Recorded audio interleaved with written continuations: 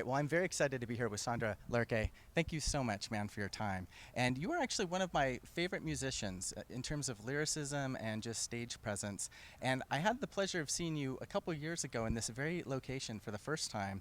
And that was a very special night because, as I recall, your musical mentor, HP, showed up, right? And That's right. tell us a little bit about your memories of that night. Yeah, it was special because HP Gunnarsson, this guy who I met when I was 13 years old in Bergen, Norway, who was sort of a local music guru, involved in a lot of cool stuff, music producer, songwriter, and we sort of hit it off, and he would let me come by the studio and get comfortable, you know. I didn't really have that many good songs at the time, but I think he liked my vibe enough to sort of keep me around. He saw something in you, some potential. Yeah. And so that process led to my first record, Faces Down, which I wrote a couple of years later, and that's when I came with that batch of songs to him. That's when he said, like, oh, let's make a record, you know, which was all I wanted to hear from him. So it was really special, and so we had a couple of years when we worked together, which were really important years to me and formative for you really as an artist. Yeah, and so and you know, we keep in touch, but of course I haven't seen him, and we haven't worked together for years. And then it just by pure coincidence, he had been spending a lot of time in LA. And so he reached out and said, "Hey, I think I'm going to be in LA. He has a bunch of friends here, music friends." And so you hadn't really spent time with him for a while. It had Yeah, been a for a while. while, Wow. Okay. And then we got to talking, and I said, well, you know, how about you come open the show. So it was sort of a last minute addition to the show that he opened with his project, which is called Last Hurrah. So Sondre, that night, I mean, I remember the look on your face when he came out, and I could sense that there was something really magical about that evening. Yeah, he came out then, joined us for Two-Way Monologue, because I thought that'd be he produced the album Two-Way Monologue, or co-produced it. And it was funny because before we went on, he's a really sort of funny, neurotic guy. He was like, what's the song? What's the song you want me to come in? It's Two-Way Monologue. And I remember we played Sleep on Needles earlier, and he confused Two-Way Monologue with Sleep on Needles. So he came on stage. And I was like, no, dude, it's not this one. I think I remember him kind of having a weird little, you waved to him or something. Yeah, he's such a character. Wow. So eventually he came on and he played this like blues solo. He's like real big blues steel guitarist player. And he has, you know, his whole, you know, he goes from project to project. He's always on the move. Now he has like this whole community of musicians in LA that are his newfound brothers and sisters. So he's here a lot now, working with Maesa Pullman and a bunch of people from this whole Pullman clan. Great musicians here. So maybe he'll make an appearance tonight. We don't know, right? No, yeah, he's the kind of guy who just pops up unannounced. Well, you know, speaking of exciting things going on with you, I'm really, really excited to talk to you about the new album, Pleasure. And it's actually a really great album. I've been listening to it a lot. Kind of break of form a little bit from your other work in the sense that it very experimental, you know, really getting into the electronic vibe, and it works really well. And I just want to commend you on it. To me, it's one of the best albums I've heard so far this year. Wonderful. So, what was it like for you did you approach the making of that album differently? Was there something that inspired you? Because you always jump, you know, you're really adept at going from one genre to another. And so you've always been very adaptable. But to really dive headfirst into more of kind of an electronic techno influence, was there something in particular that made you want to go in that direction on this album? Just my appetite, really. Like, it's just happens very naturally where there's definitely a sort of there's definitely an inspiration that comes from new music, but it's an ongoing thing. So I don't see like it's an ongoing process, and to me this album overlaps very much with the record that came before it, with Please. So there's definitely songs on this album that I thought maybe would be on Please, and then for some reason they didn't feel as urgent then, or they didn't fit the narrative, or I think a lot in terms of narrative and what's the most important feelings on my mind that I want to get out. And so these songs just belong to a different era and a different state of mind, and that I knew I definitely wanted it to be a record that you could dance to. And I'd gotten an appreciation for a lot of techno music, for house music, ambient music also, which maybe you don't hear that much of on this record, but maybe the next. And you've been in New York for a while. Are you checking out the club scene in New York, or any influences there? Or? Yeah, I check it out wherever I go, because I travel so much in my work. I don't really think too much about where the influence is coming from, And this record, Pleasure, by pure coincidence almost, it feels, is completely recorded in Bergen, in my hometown. Wow. So this record, I recorded all over the place, but the stuff that ended up on this record just happened to be the stuff that was only recorded in Norway. So a real sort of full circle return to form there for Sondre. That's pretty magical. Yeah, it was strange when I discovered that, because I record a lot, and the stuff that I ended up like gravitating towards for this record were all the recordings that I did with my friends at home in Norway. So maybe that's why it sounds so fresh, and not that to say that your other music doesn't, but there's just something really vibrant about the final product. And you just mentioned something that was a question that I have for you, which is a lot of folks have, and we won't get into it, but the last album, relatively somber, still upbeat, but a lot of critics and folks made mention that it was made during a time of transition for you personally and professionally. And that album was called Please. And this album is called Pleasure. And the only words that you're adding, the only letters are a you are. And I wondered if there was something to that. In other words, wherever you are, or wherever you go, there you are. Some deep measure to that, or am I reading into it too much? Well, I think it probably makes me sound smarter than I am. But there's definitely the relationship between the two words please and pleasure. And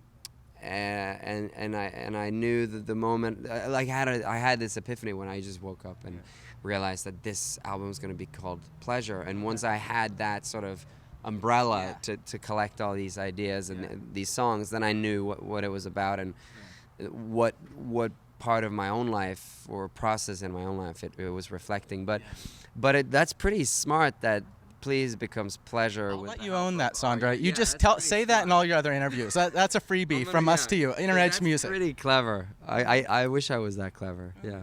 You are. How you approach album making is a little different than most artists. You don't just sit down and doodle down some lyrics and stuff. Sometimes it starts with this sort of a priori sort of concept of what you want the album to be, and then you mold it to be that in terms of an emotion or a theme. Absolutely. And that's. I feel very blessed because I'm so lucky that I get to.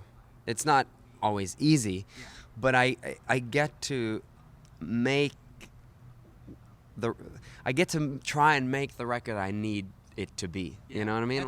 At that point in time, right? There's something about, because you're an artist that I don't really think ever really retreads the same water. Each album feels like a progression or a change, whether it's you exploring jazz, whether it's you taking on a more rockin' approach. Every album's really unique in your discography. Yeah, and I guess I don't set out to sort of take on different genres or directions. I set out to sort of make the music that reflects, of course, the thoughts and emotions I'm trying to sort out. The relationship between myself and the albums gets tighter and deeper, I think, with every album. So it really reflects purer and purer, like where I am and what I'm sorting through. And so I get to sort of use the songwriting and recording process as this means to sort of figure myself out. You've also had a lot of pleasurable collaborations through the years, and I've read some of them. You've had the opportunity to take the stage or open up for folks like Elvis Costello and Aha, Norwegian heroes, synth pop legends, and you've talked in other interviews at length about your early influences and things like that, and hearing Take On Me and things like that. But through the years, when you look at all the people that you've graced the stage with or that you've opened with, what are some other collaborations that stand out? People that you've toured with or played with? Well, I'm always reminded of a very, when I'm in LA, I'm reminded of this really cool lineup that some people, when I talk about it, they're like, "Wow, that happened." It was at the Hollywood Bowl, and it was Air was the main act, Stereo Lab, and myself. At that time, things just happened, and I was 20 or 21, or But that was a pretty cool bill, I thought, and they had the whole LA Symphonic Orchestra there.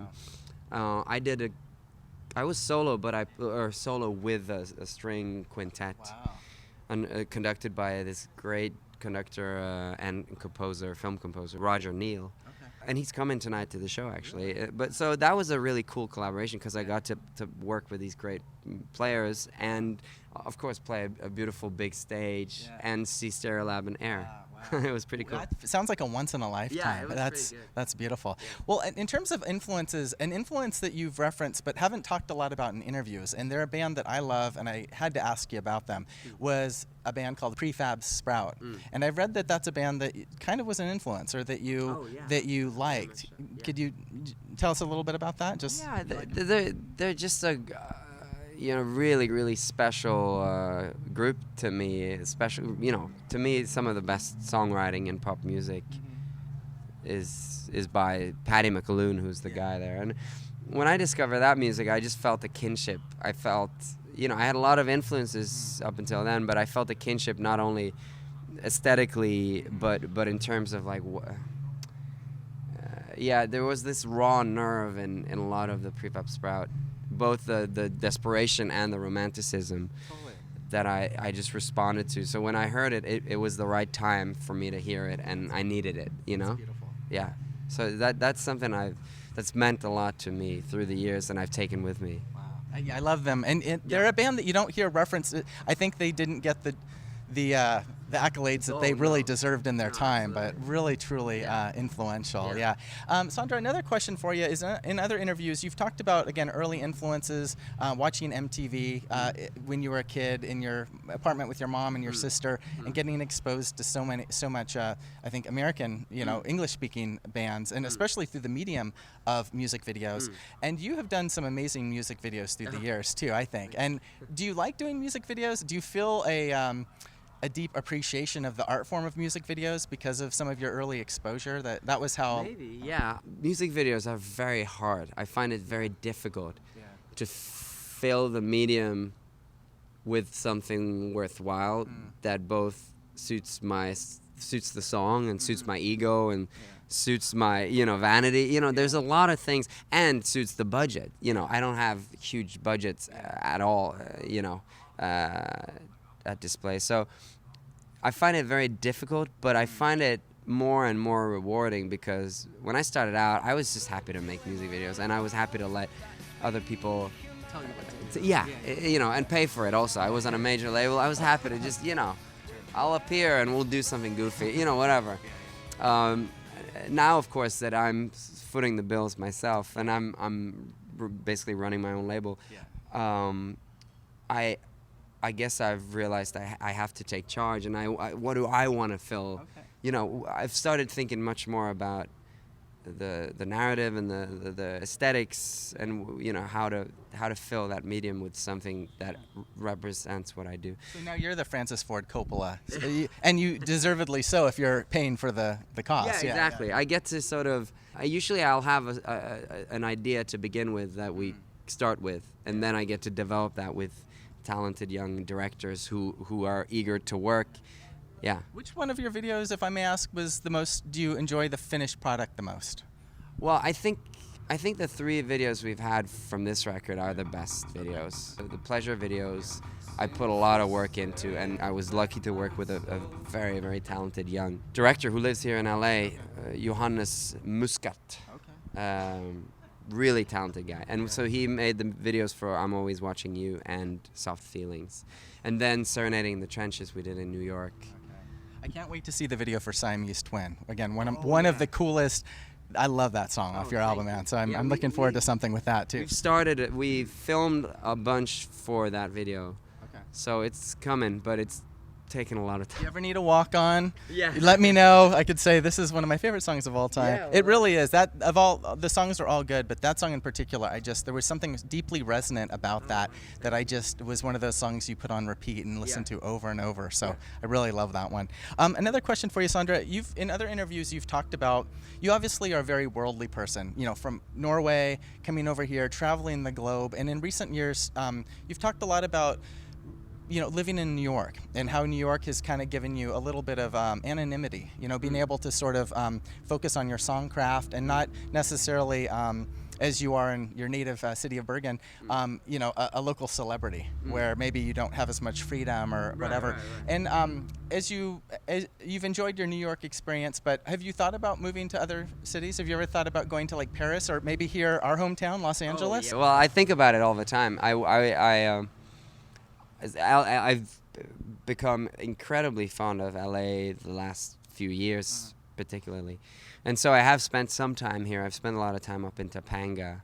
Actually, some of the writing on Pleasure I wrote here, and some of the writing on what will be the next album I've done here.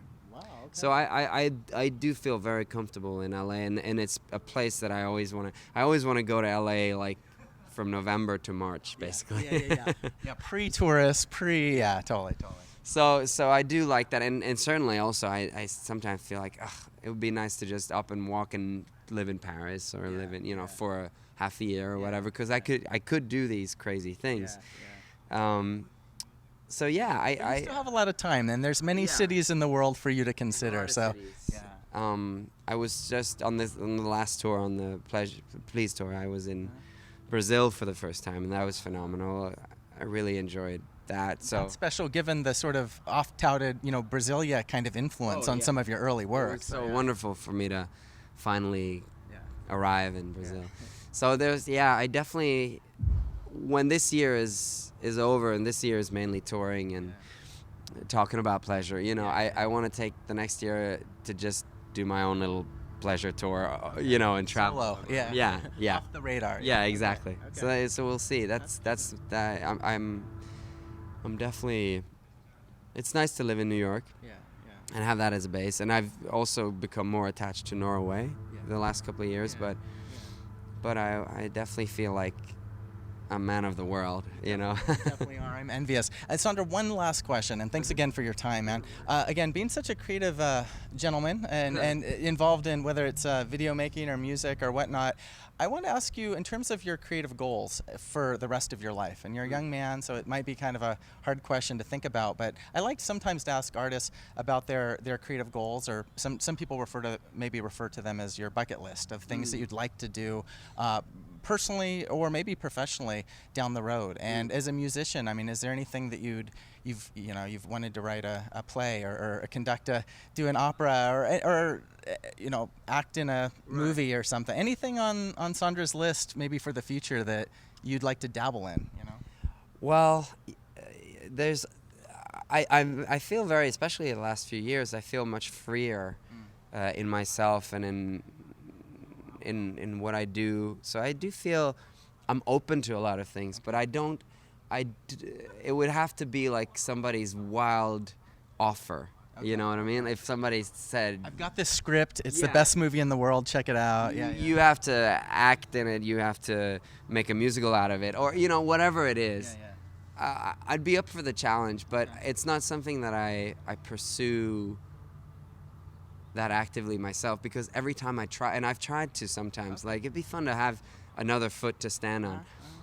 Every time I do that, I just end up wanting to write songs and play them. You know what I mean? So I have this core. That kind of affirms your music, though. I mean, it's kind of, not to use a bad analogy, but it's kind of like, dating multiple people, and you get a sense of what you really like and what you really need.